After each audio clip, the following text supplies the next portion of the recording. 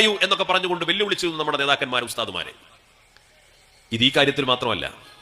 സമസ്ത കേരള ജംഇയ്യത്തുൽ ഉലമ ഇവിടെ സമൂഹത്തിൽ പല ആളുകളും ശരിയാണ്, സ്വീകരിക്കാവുന്നതാണ് എന്നൊക്കെ ധരിച്ചു വെച്ചുകൊണ്ട് 10 ആളുകളൊക്കെ കൂടെ നിൽക്കുന്ന ഏത് സംവിധാനങ്ങളും, ആ സംവിധാനങ്ങൾക്കെതിരെ സമസ്ത കേരള ജംഇയ്യത്തുൽ ഉലമ ഒരു കണിശമായ തീരുമാനം എടുത്തു കഴിഞ്ഞാൽ പിന്നെ സമസ്തക്കെതിരെ തെറിയഭിഷേകമായിരിക്കും. അത് പുതിയ സംഭവമല്ല, അത് സമസ്തയുടെ ചരിത്രത്തിലുടനീളം കാണാൻ പറ്റും. സമസ്ത കേരള ജംഇയ്യത്തുൽ ഉലമ ഏതെങ്കിലും ഒരു പ്രസ്ഥാനത്തെക്കുറിച്ച്, വ്യക്തിയെക്കുറിച്ച്, ആശയത്തെക്കുറിച്ച്, അവരുടെ ചെയ്തികളെക്കുറിച്ച് ഇത് ശരിയല്ല, മുസ്ലിം സമുദായം ഒന്ന് അകലം പാലിക്കണം എന്ന് പറഞ്ഞാൽ അപ്പം തുടങ്ങും സമസ്തയുടെ മഹാരഥന്മാരായ പണ്ഡിതന്മാരെ ചെളിവാരി എറിയുന്ന, പരിഹസിക്കുന്ന, ആക്ഷേപിക്കുന്ന, നാലാംകിട രാഷ്ട്രീയക്കാരെ പോലും പരാജയപ്പെടുത്തുന്ന രീതിയിലുള്ള മോശമായ പ്രചാരണങ്ങൾ. പക്ഷെ അതിൻ്റെയൊക്കെ പരിണിതി എന്തായിരുന്നു പിൽക്കാലത്ത്?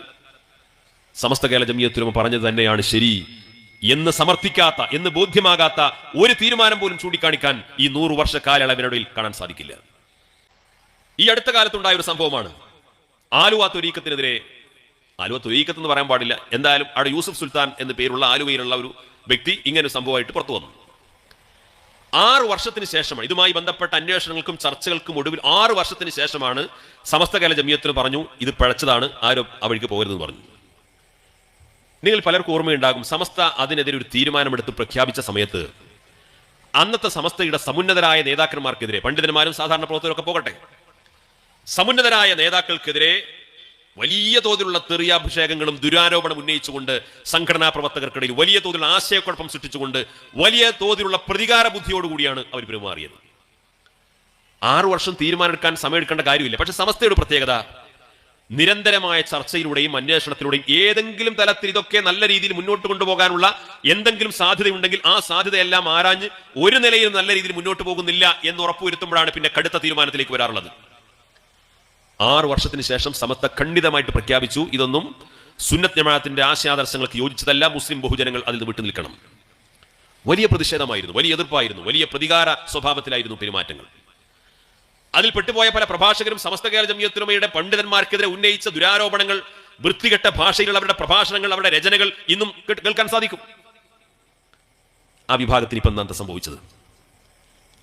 ആ കൂട്ടർക്ക് എന്താ സംഭവിച്ചത്? ആ പറയപ്പെട്ട യൂസുഫ് സുൽത്താൻ മരണപ്പെട്ടു. അദ്ദേഹത്തിന്റെ ഒരു മകൻ പറഞ്ഞു ഞാനാണ് പിൻഗാമി. ആ ത്വരീഖത്തുമായിട്ട് നടന്നിരുന്ന വേറൊരാൾ പറഞ്ഞു മകനല്ല, ഞാനാണ് പിൻഗാമി. ഇപ്പൊ ആ വിഭാഗം 2 ഗ്രൂപ്പുകളായിട്ട് അവർ തമ്മിൽ പരസ്പരം അടിച്ചുകൊണ്ടിരിക്കുകയാണ്. ഇപ്പൊ സമസ്തനതെല്ലാം സമയമല്ല, ഇപ്പൊ അവർ തമ്മിൽ അടിച്ചുകൊണ്ടിരിക്കുകയാണ്. അത് ഛിന്ന ഭിന്നമായി. അതിന്റെ വല്ല പരിപാടി നിങ്ങൾ കേൾക്കാറുണ്ടോ? അവിടെ എവിടെയെങ്കിലും പ്രഭാഷണം കേൾക്കാറുണ്ടോ? അവരുമായി ബന്ധപ്പെട്ട് എന്തെങ്കിലും കേൾക്കാറുണ്ടോ? ഛിന്ന ഭിന്നമായി. എന്തൊക്കെയായിരുന്നു അതിനെക്കുറിച്ച് പറഞ്ഞിരുന്നത്? സമസ്ത കേരള ജംഇയ്യത്തുൽ ഉലമ ആദ്യം ഒരു കാര്യം പറയുന്ന സമയത്ത് പലർക്കും അത് കൈപ്പായി അനുഭവപ്പെടുമെങ്കിൽ പിന്നീട് അത് മധുരിക്കും എന്നതാണ് സമസ്തയുടെ തീരുമാനങ്ങളുടെ പ്രത്യേകത. നമുക്കെല്ലാവർക്കും ഓർമ്മയുള്ള കാര്യമാണ്, പ്രവാചകർ സ്വല്ലല്ലാഹു അലൈഹി വസല്ലം തങ്ങളുടെ പേരിൽ ഇത് തിരുകേശമാണ്, ഷഹർ മുബാറക്കാണ് എന്ന് പറഞ്ഞുകൊണ്ട് ഇവിടെ കൊണ്ടുവന്നു വലിയ ആത്മീയ ചൂഷണവും പ്രചാരണവും നടത്തി. എന്തായിരുന്നു അന്നത്തെ വിവാദങ്ങൾ? അതുമായി ബന്ധപ്പെട്ട വിശദീകരണ സമ്മേളനങ്ങൾക്കൊക്കെ പോകുന്ന ആളുകൾക്കെതിരെ എന്ത് കടുത്ത ഭീഷണികളായിരുന്നു! പല രീതിയിലുള്ള ആക്രമണങ്ങൾ അന്ന് സമസ്തയുടെ പണ്ഡിതന്മാരും നേതാക്കൾക്കും നേരിടേണ്ടി വന്നു. എന്താണ് അവസാനം സംഭവിച്ചത്? അവസാനം എന്താണ് സംഭവിച്ചത് നിങ്ങൾ നോക്കൂ. ആ വിശുദ്ധമായ, അവരുടെ ഭാഷയിൽ പറഞ്ഞാൽ ആ ഷഹർ മുബാറക്ക് ലഭിച്ചു എന്ന് പറയപ്പെടുന്ന ആളുടെ ആത്മകഥ പുസ്തകമായിട്ട് പുറത്തിറങ്ങി. ഞാൻ അവരെ ആക്ഷേപിക്കാനോ വിമർശിക്കാൻ വേണ്ടിയിട്ടല്ല, പക്ഷെ സമസ്ത ഒരു തീരുമാനമെടുക്കുകയും അത് സംബന്ധമായ പ്രഖ്യാപനം നടത്തുകയും ചെയ്താൽ അത് സംബന്ധമായിട്ട് വലിയ തോതിലുള്ള തെറിയഭിഷേകങ്ങളും എതിർപ്പുകളും വിമർശനങ്ങളും അതിന്റെ പേരിൽ പല കോലാഹലങ്ങളും നാട്ടിലുണ്ടായിട്ടുണ്ടാകും. പക്ഷേ ആ ശബ്ദ കോലാഹലങ്ങളൊക്കെ അടങ്ങിയതിനു ശേഷം ശരിക്കും നെഞ്ചത്ത് കൈവച്ച് നോക്കിയാൽ അറിയാം സമസ്ത പറഞ്ഞതാണ് ശരിയെന്ന്. ആ തിരുകേശം ലഭിച്ചു എന്ന് പറയപ്പെടുന്ന മഹാനവറുകളുടെ ആത്മകഥ പുറത്തിറങ്ങി കഴിഞ്ഞ ഏതാനും മാസങ്ങൾക്ക് മുമ്പ്. അത് തിരുകേശമാണെങ്കിൽ, അത് ഷഹർ മുബാറക്കാണെങ്കിൽ ആ ആത്മകഥാ പുസ്തകത്തിലെ ഏറ്റവും പ്രധാനപ്പെട്ട അധ്യായം അതായിരിക്കും. ആ പുസ്തകത്തിൽ അധ്യായം പോയിട്ട്, ഒരു പാരഗ്രാഫ് പോയിട്ട്, ഒരു വരി പോലും അതിനെക്കുറിച്ച് പരാമർശിച്ചില്ല. ഒരു വരി പോലും അതിനെക്കുറിച്ച് പരാമർശിച്ചിട്ടില്ല. എന്താണ് കാരണം? സമസ്ത കേരള ജംഇയ്യത്തുൽ ഉലമ അതിന്റെ ആധികാരികതയിൽ സംശയം പ്രകടിപ്പിച്ചുകൊണ്ട് അതിന്റെ ആധികാരികത സ്ഥിരീകരിക്കണമെന്ന ആവശ്യം ഇവിടെ അന്തരീക്ഷത്തിൽ മുഴങ്ങി നിൽക്കെ അത് ആ അർത്ഥത്തിൽ സമർത്ഥിക്കാനോ സ്ഥിരീകരിക്കാനോ തെളിവ് സഹിതം രേഖപ്പെടുത്താനോ സാധിക്കാത്ത ഘട്ടം വന്നപ്പോ സ്വന്തം ആത്മകഥാ പുസ്തകത്തിൽ നിന്ന് പോലും അത് തൽക്കാലം മാറ്റിവെക്കേണ്ടി വന്നു എന്ന് പറഞ്ഞാൽ ഇതാണ് സമസ്ത കേരള ജമിയത്തുലമയുടെ പ്രത്യേകത. ഞാൻ അവരെ ആക്ഷേപിക്കാനോ വിമർശിക്കാനോ ഒരു വിവാദത്തിന് വേണ്ടിയിട്ടല്ല പറഞ്ഞത്. പക്ഷേ സമസ്ത 1926 മുതൽ ഈ 2025 വരെ നീണ്ടു നിൽക്കുന്ന ഈ 98-99 വർഷക്കാലത്തിനിടയിൽ മുസ്ലിം സമൂഹത്തോട് പറഞ്ഞ ഒട്ടേറെ കൈപ്പേറിയ സത്യങ്ങൾ, അത് പറയുമ്പോഴും പറഞ്ഞ കാലത്തുമൊക്കെ വലിയ വിമർശനങ്ങളും ബഹളങ്ങളും പ്രശ്നങ്ങളൊക്കെ ഉണ്ടായിട്ടുണ്ടെങ്കിൽ പോലും അവിടെയെല്ലാം പിൽക്കാലത്ത് ശബ്ദകോലാഹലങ്ങളെല്ലാം അടങ്ങിയ ശേഷം എല്ലാവരും സമ്മതിക്കുന്ന ഒരു യാഥാർത്ഥ്യമാണ് സമസ്ത കേരള ജമിയത്തുലമ പറഞ്ഞതാണ് ശരിയെന്ന്. ഇത് കേരളത്തിന്റെ സാധാരണ ചിന്തിക്കുന്ന മുസ്ലിം സമൂഹത്തിന്റെ ഒരു പൊതുവായ വിശ്വാസവും ധാരണയുമാണ്. ഈ വിശ്വാസ്യതയെ നിലനിർത്തിക്കൊണ്ട് മുന്നോട്ട് പോകാൻ നമുക്ക് സാധ്യമാകണം. ഈ വിശ്വാസ്യത നിലനിർത്തി മുന്നോട്ട് കൊണ്ടുപോകുന്ന ഒരു പണ്ഡിത നേതൃത്വമാണ് നമുക്കുള്ളത്. ഒരിക്കലും കഴിഞ്ഞ കാലം നമ്മുടെ നേതൃത്വത്തെയോ പാരമ്പര്യത്തെയോ പൈതൃകത്തെയോ ഫത്വകളെയോ പ്രസ്താവനകളെയോ ആഹ്വാനങ്ങളെയോ തള്ളിപ്പറയേണ്ട ഒരു ഗതികേടിലേക്ക് ഈ പ്രസ്ഥാനത്തിന് ഇന്നുവരെ വന്നിട്ടില്ല. എന്നാൽ ഇവിടുത്തെ ബിദഈ പ്രസ്ഥാനങ്ങളൊക്കെ എന്ന് പറഞ്ഞുകൊണ്ടിരിക്കുന്ന കാര്യം എന്താണ്? ജമാഅത്തെ ഇസ്ലാമിയുടെ കേരള അമീർ ഏതാനും ആഴ്ചകൾക്ക് മുമ്പാണ്, ആഴ്ചകളുമായിട്ടില്ല, ഒരു 8-10 ദിവസത്തിനിടയിലാണ് കേരളത്തിലെ പ്രമുഖമായ ഒരു ചാനലിന് അഭിമുഖം കൊടുത്തിട്ട് പറഞ്ഞു, നിങ്ങളാരും മൗദൂദികൾ എന്ന് വിളിക്കരുത്, ഞങ്ങൾ അങ്ങനെ മൗദൂദികളൊന്നുമല്ല.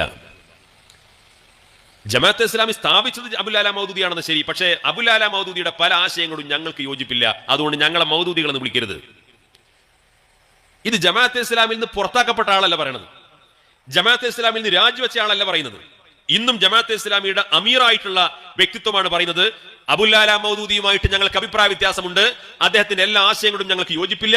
ഇന്നും IPH ബുക്ക് സ്റ്റാളിൽ അബുൽ ആല മൗദൂദിയുടെ ധാരാളം പുസ്തകങ്ങൾ വിപണനം ചെയ്തുകൊണ്ടിരിക്കുന്ന ഈ സമയത്താ പറയുന്നത് ഞങ്ങളെ മൗദൂദികൾ എന്ന് വിളിക്കരുത്. എന്താ സ്വന്തം സ്ഥാപക നേതാവിനെ തള്ളിപ്പറയേണ്ടി വന്നു എന്ന് പറഞ്ഞാൽ ആ പ്രസ്ഥാനത്തെ ധാർമ്മികമായ ഒരു മതസംഘടന എന്ന് വിളിക്കാൻ പറ്റുമോ? ആ പ്രസ്ഥാനത്തിന് നേതൃത്വം കൊടുക്കുന്നവർക്ക് കേരളത്തിലെ മുസ്ലിം സമൂഹത്തിന് വിശ്വാസപരമായും കർമ്മപരമായും നിങ്ങൾ സഞ്ചരിക്കേണ്ട വഴി ഇതാണെന്ന് പറയാൻ ധാർമ്മികമായ അവകാശമുണ്ടോ? അവർക്ക് അവരുടെ സ്ഥാപക നേതാവിനെ പോലും തള്ളിപ്പറയേണ്ടി വന്നു. കേരളത്തിലെ മുജാഹിദ് പ്രസ്ഥാനത്തിന്റെ ഇന്നും ജീവിച്ചിരിക്കുന്ന സമുന്നതനായ നേതാവാണ് ഡോക്ടർ ഹുസൈൻ മടവൂർ. ഏതാനും ദിവസങ്ങൾക്ക് മുമ്പ് അദ്ദേഹത്തിന്റെ പ്രഭാഷണങ്ങൾ സാമൂഹ്യ മാധ്യമങ്ങളുടെ വ്യാപകമായി പ്രചരിച്ചു. എന്താ അദ്ദേഹം പറഞ്ഞത്? ഞങ്ങളെ വഹാബികൾ എന്ന് വിളിക്കരുത്. ആരാ വഹാബികൾ? ആരാ മുഹമ്മദ് അബ്ദുൽ വഹാബ്? മുഹമ്മദ് ബിൻ അബ്ദുൽ വഹാബിനെ കേരളത്തിലെ ഇന്ത്യയിലെ ഏതെങ്കിലും ബിദഈ പ്രസ്ഥാനങ്ങൾക്ക് തള്ളിപ്പറയാൻ പറ്റുമോ? മുഹമ്മദ് അബ്ദുൽ വഹാബിനെ കേരളത്തിലെ മുജാഹിദ് വിഭാഗത്തിലെ 8 ഗ്രൂപ്പുകൾക്കും തള്ളിപ്പറയാൻ പറ്റൂല. കേരളത്തിലെ മുജാഹിദ് 8 ഗ്രൂപ്പായിട്ട് നിൽക്കുകയാണ് ഇപ്പോൾ. 8 ഗ്രൂപ്പിനും മുഹമ്മദ് അബ്ദുൽ വഹാബിനെ തള്ളിപ്പറയാൻ കഴിയില്ല. ജമാഅത്തെ ഇസ്ലാമിക്ക് തള്ളിപ്പറയാൻ കഴിയില്ല. തബ്ലീഗ് ജമാഅത്തിന് തള്ളിപ്പറയാൻ കഴിയില്ല. ഈ ബിദഈ പ്രസ്ഥാനത്തിന്റെ അന്തർധാരയിലുള്ള എല്ലാവരും മുഹമ്മദ് അബ്ദുൽ വഹാബിനെ വാഴ്ത്തി പറയുന്നവരും ആ ആശയധാര സ്വീകരിച്ചവരും ആശയത്താൽ പ്രചോദിതമായവരുമാണ്. പക്ഷേ മുഹമ്മദ് അബ്ദുൽ വഹാബ് വഹാബിസം എന്നൊക്കെ പറഞ്ഞാൽ ഇന്നത് സമൂഹത്തിൽ പരസ്യമായി ഞങ്ങൾ അതിന്റെ ആളാണെന്ന് പറയാൻ പോലും സാധിക്കാത്ത വിധത്തിൽ അത്രമാത്രം വഹാബിസം എന്താണ് എന്ന് നാട്ടിൽ തിരിച്ചറിയപ്പെട്ടു. അത് മുസ്ലിങ്ങൾക്ക് മാത്രമല്ല, സുന്നികൾക്ക് മുജാഹിദുകൾക്ക് മാത്രമല്ല, എല്ലാ വിഭാഗം ആളുകളും അത് കൃത്യമായിട്ട് തിരിച്ചറിയപ്പെടുന്ന സാഹചര്യം ഉണ്ടായി. നമ്മുടെ നാട്ടിലെ നമ്മുടെ കൂടെ ജീവിക്കുന്ന സഹോദരി സഹോദരന്മാർ എന്ന അർത്ഥത്തിൽ അവരുടെ സൗഹൃദവും ബന്ധമൊക്കെ കാത്തു സൂക്ഷിക്കുന്നതോടൊപ്പം തന്നെ ബിദഈ ആശയങ്ങളുമായിട്ട് ഒരു നിശ്ചിത അകലം പാലിക്കാൻ നമ്മൾ നിർബന്ധിതരാണ്. അത് നമ്മളിപ്പോൾ പറയുന്ന ഒരു സുന്നത്തെ തീവ്രമൊന്നുമില്ല. പല ആളുകളും പറയുന്നത് ഇപ്പോൾ 110 ഇറങ്ങിയിട്ടുണ്ട്, ഇപ്പോൾ 110 ഇറങ്ങിയൊന്നുമില്ല. അത് പണ്ട് കാലം മുതലേ ഇവിടെ സമൂഹത്തിൽ നിലനിൽക്കുന്ന അതിനുവേണ്ടി സ്ഥാപിക്കപ്പെട്ട രീതിയാണ്. ബിദഈ പ്രസ്ഥാനങ്ങളുമായിട്ട് അകലം പാലിക്കുക എന്ന് പറയുന്നത് ഇവരുമായിട്ട് ഇടപഴകി ജീവിക്കുമ്പോൾ ഉണ്ടാകുന്ന സങ്കര സംസ്കാരമുണ്ട്. ആ സങ്കര സംസ്കാരം ഒരു മഹല്ലിൽ ഒരു കുടുംബത്തിൽ രൂപപ്പെട്ട് കഴിഞ്ഞാൽ പരിശുദ്ധ ഇസ്ലാമിന്റെ യഥാർത്ഥ ആചാര അനുഷ്ഠാന ക്രമങ്ങളെല്ലാം അതിനൊക്കെ അപജയങ്ങൾ സംഭവിക്കും. വളരെ തന്ത്രപരമായിട്ടാണ് ഇന്ന് ബിദഈ പ്രസ്ഥാനങ്ങൾ അത്തരം പ്രചാരണങ്ങൾ സ്വീകരിച്ചുകൊണ്ടിരിക്കുന്നത്. നേരത്തെ പറഞ്ഞ പോലെ മുഹമ്മദ് അബ്ദുൽ വഹാബിന്റെ പേര് അവർക്ക് പറയാൻ നിർവാഹമില്ല, മൗദൂദിയുടെ പേര് പറയാൻ നിർവാഹമില്ല, ജമാഅത്തെ ഇസ്ലാമി മുജാഹിദ് പ്രസ്ഥാനം പറയാൻ നിർവാഹമില്ല. അപ്പോൾ സ്വാഭാവികമായിട്ടും പുതിയ ചില രീതികളും ടെക്നിക്കുകളൊക്കെ ഉപയോഗിച്ചുകൊണ്ട് നമ്മുടെ സാധാരണക്കാരായ ഉമ്മമാരെയും സഹോദരിമാരെയും ചെറുപ്പക്കാരും ഒക്കെ തെറ്റിദ്ധരിപ്പിക്കാൻ പല രീതികൾ സ്വീകരിക്കുക. ഈ രീതികൾ സ്വീകരിക്കുന്നതിന് ആദ്യത്തെ ഫലം എന്താണ്? ഘട്ടമായിട്ട് നമ്മുടെ അഹ്ലുസ് സുന്നത്ത് വൽ ജമാഅയുടെ വിശ്വാസ ആചാര അനുഷ്ഠാന ക്രമങ്ങളെ ചെറുതാക്കി കൊണ്ടുവന്ന് ഒരു വരണ്ട മുസ്ലിമിനെ സൃഷ്ടിക്കുന്ന, ആത്മീയത കൈമോശം വന്ന ഒരു വരണ്ട മുസ്ലിമിനെ സൃഷ്ടിക്കുന്ന യഥാർത്ഥ വിദ്യാർത്ഥിന്റെ പ്രൊഡക്റ്റ് രൂപപ്പെടുക എന്നതാണ്. അതിലേക്ക് മുസ്ലിം സമുദായം എത്തിച്ചേരാൻ